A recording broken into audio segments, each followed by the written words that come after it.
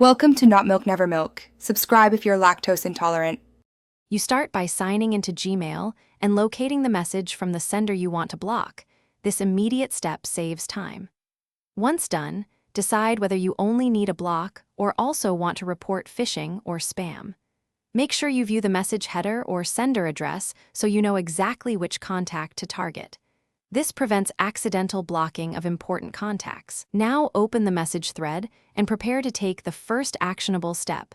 Access the message menu. You tap the three-dot menu in the message interface. On the web it sits beside reply, and on mobile it's in the message view. Once opened, select block followed by confirming the block to prevent future emails from that address. If the email is malicious, choose report phishing instead to flag Gmail's filters. Make sure to clear any filters or forwarding rules that might still route similar mail to your inbox.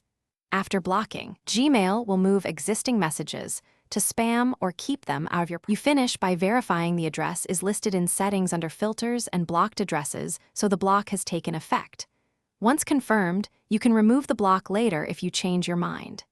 If messages from that sender still appear, check for active filters, forwarding rules, or if the sender uses alternate addresses. Make sure no delegated or linked accounts are reintroducing the mail.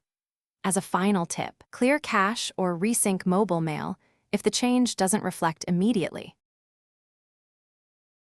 Thanks for watching. If this was helpful, leave a like and consider subscribing. See you next time.